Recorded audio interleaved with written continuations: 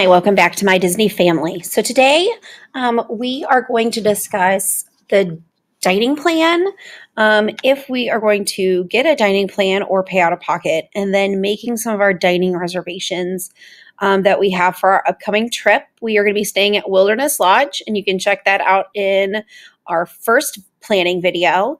And then our second planning video talked all about the dining plan and some of the uses of it. Which plan would you use? Which one would be beneficial to you? And so we're going to really be looking, excuse me, at, is this good for us to save some money? Can we save some money, or should we be paying out of pocket? So that's kind of where I start. And I kind of start with a little bit of an itinerary. You can use Microsoft Office, or I'm using Google Docs here, but I kind of just pencil in, our flight information, where we're staying. Naps are very important to us because we have a 3-year-old.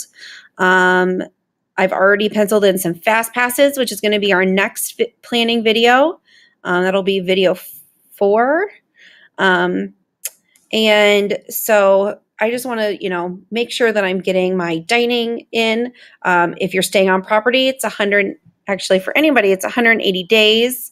So make sure that you're getting your dining reservations made for table service. And we went all over the difference between quick service and table service in planning video 2. So I've already penciled in some of our quick service. We're going to be staying at Wilderness. So Roaring Forks is the Wilderness option there. We're also in the park planning some quick service meals, and then planning some table service meals as well at surrounding resorts. The Polynesian, the Contemporary, Fort Wilderness, and the Grand Floridian are near us.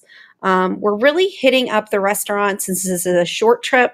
The restaurants we enjoy, the ones that we really have already been to. We're not doing hardly that many things that are new to us.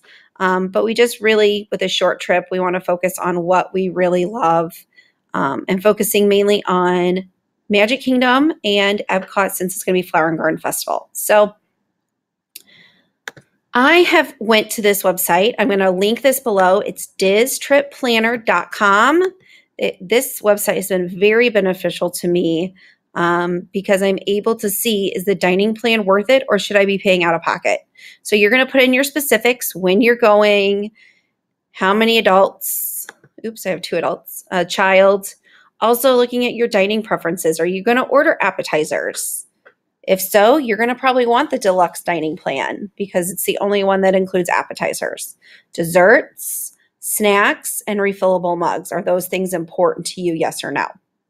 You're also going to then just pencil in your restaurants. So on the 8th, we're not going to have breakfast because we'll be on the plane, but I'm hoping to get there. Our flight gets in about 10:30, so I'm hoping to be at our resort by lunch so we can have a nap. So we'll probably just grab something at the quick service there at our resort and head to Magic Kingdom, and grab some food at Columbia Harbor House. We haven't been there in a really long time, so I guess it's kind of a newer restaurant for us this trip since it's been a while. On the 9th is our Magic Kingdom day with extra magic hours in the morning. So we're going to do a late breakfast at Be Our Guest. And then we're going to eat ohana for dinner. So we're not planning a lunch, and we'll probably snack through the day. On the 10th, we're planning our Epcot day. So again, we'll just grab some food at Roaring Forks at our hotel. We'll be eating around World Showcase for lunch, just snacking here and there. They're going to have the outdoor kitchens for Flower and Garden Festival, but I always have to hit up Kringla Bakery au Cafe. My husband always has to have his Summerfest in Germany and Yorkshire Fish in the UK Pavilion. So there's definitely just we might be using some snack credits. We might use some quick service credits as well. And then we're going to go back to our hotel, have a late nap and a late dinner at Whispering Canyon. Our last day is a half day. So again, quick breakfast at our hotel, Magic Kingdom for the morning, and then eating lunch at Liberty Tree. And it's been, I think, 2 or 3 trips since we've been to Liberty Tree. So, and they changed their lunch menu. So that is also going to be a little bit different for us on this trip. So What this does is it's going to now give you some cost analysis. So if we don't use a plan, it's going to cost us $702. And this is kind of the breakdown of that. If we use the quick service, we would have $654 that we'd have to pay for the quick service. And we would actually save some money, but those table services aren't going to be included. So I'd have to pay out of pocket for those. So it's only a savings of $48. If I do the regular Disney dining plan, it's going to save us $67. So that would be, I guess the dining plan would not cost $635, $476, and the quick service one was $338. So the regular dining plan here, you would see we would have nothing remaining. We would have to pay for some stuff out of pocket. Breakfast is always your cheapest meal of the day, except for Be Our Guest, because it is that prefixed price. So you definitely want to use your quick services for that. But your breakfast, and we might even share some breakfast. So this cost might actually come down for us that we might have to pay out of pocket. And if we did the deluxe dining plan, it would be $734. Everything would be included, which would be great, but we're not saving anything. We're actually paying more. We're paying $76 more than what we would actually use. Also making sure that when you use your snack credits, you're getting snacks that are around that $5 mark. And especially for wine and Flower and Garden Festival that we're going to be there for. I always get it mixed up. Epcot has so many different festivals, but they have those outdoor kitchens, and some of those snacks at the outdoor kitchens can be $8. So that is an extremely great value when you're using your snack credits around World Showcase. And we like to do that often because there are some good treats, even at the quick services that have snacks that are really good. In Germany, they have the pretzels and different things. So just remember those things, that snacks cannot, don't just use your snack credits for water bottles. You can go get free water bottles, or not free water bottles, but free water at any of the quick service locations. Just ask for a water cup and they will gladly give you one. So making sure that you're using the most out of your plan. So we are going to purchase the regular dining plan.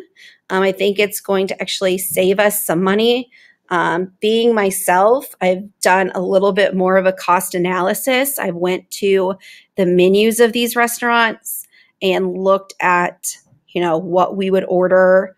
And I've kind of done a little analysis on that. And I think we have a pretty good savings. So we have those penciled in. So now I need to make some reservations for the table service restaurants and our one Be Our Guest restaurant. So I would go do that at the disneyworld.disney.go.com website. You've got to sign into your My Disney Experience account. Go to Things to Do. Under dining is make reservations. And I've already made my reservations, but I just want to show you how easy this is, because it's very easy just to look up a restaurant and make a reservation. So let's pick something that's popular that might still have reservations. So for instance, Whispering Canyon Cafe. Since it is at a resort, a lot of times the resort restaurants are not as popular. And so sometimes if you are doing a spur of the moment trip, it is easier for you to get a table service after that 180-day mark. So let's look back at my itinerary. April 10th, and I have a reservation at 7:05, but let's just see what's there, what they have. So we're going to do April 10th. And you can pick a time, or you can just pick breakfast, lunch, or dinner here at the top. Your party, and search. And then it's going to give you down here, what times are available. So they have 6:50 and 7:50 available.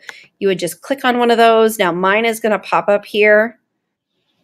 So what it's going to ask you once you do click on the time that you want to make your reservation, it's going to ask you for a credit card to hold your reservation, and you have, I believe it's 24 hours to cancel that. If not, they will charge you a fee for, holding a reservation that was not used. It's going to also ask you what members of your party are going to be included in that reservation. If there's any allergies, food allergies, or information about yourself that the waiter or the food service people need to know about, the chefs, so that they can prepare your meal. And someone will usually come out and talk to you too about your food allergies or your need on that. Also remember that every restaurant has different times that they're open, close. You can see that there's a 30-minute window between breakfast and lunch that they kind of close down a little bit.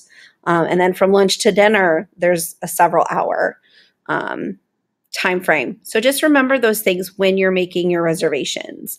Now, also remember that people will make cancellations.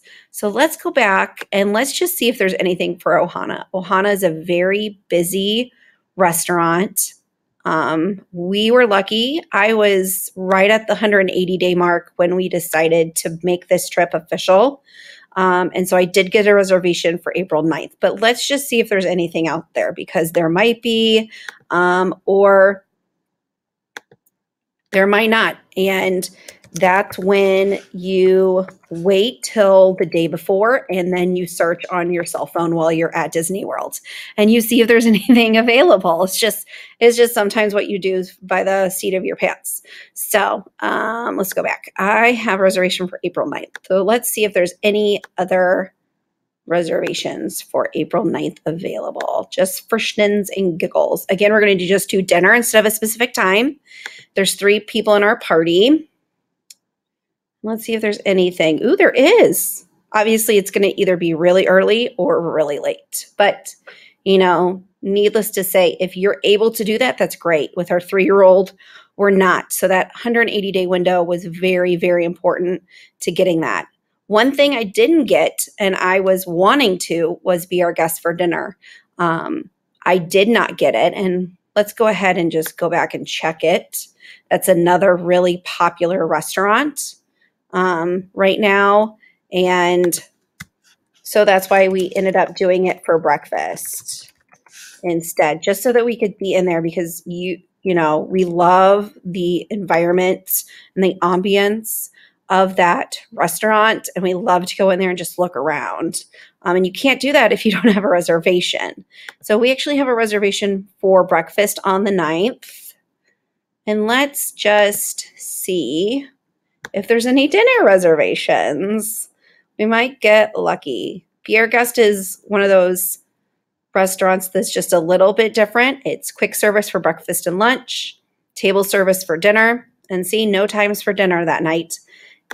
Let's switch to a Sunday. Oh, that is a Sunday. So actually, let's switch to Monday night just for grins and see if anything comes up. Nope.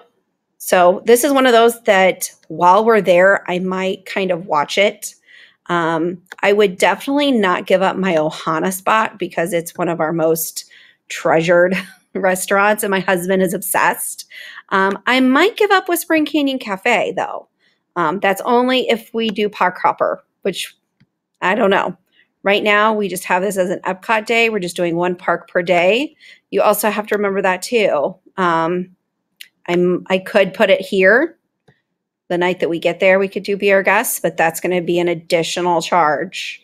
Or I might have to, take away, a restaurant to add that. So I'll be watching on my phone, definitely checking to see if there is anybody that cancels, because they do have that window where people do cancel, so they don't get that charge or that fee. So just definitely keep that in mind. But I really think that the dining plan can be useful if you're smart. Also, if you're just wanting to save money, it's another great use to be able to do that.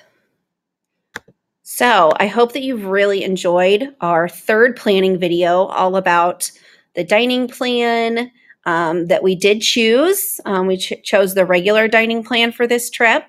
We have done the deluxe dining plan before on a short trip when it was just me and my husband, and we really enjoyed it. It was a lot of food, but we did use it to go to more two-table service restaurants. So it really just depends on what kind of, if you're wanting to save money, going with the quick service dining plan, or if money is not an object and you're just trying to have a great vacation, then you might want to go with the more expensive dining plan. But you can save money if you choose to. And I see it as a money saver. Every trip, I save my receipts. I write down how much it was for each restaurant, and then I kind of do a cost analysis. And so I hope to do that after our trip, is to kind of do a video on, this is how much we paid for the dining plan, and this is how much we saved by using the dining plan. And I hope that happens. We just always try to be cost effective, use our snack credits wisely, don't use our quick services for breakfasts, pay out of pocket for those, because a lot of times we will share meals at breakfast, and just, be mindful of how much money we're using for food. I hope you love this. Just subscribe below. We've got another planning video coming up about fast passes. Our 60-day window is coming close. So I hope you really enjoy this, and I hope you have a magical day.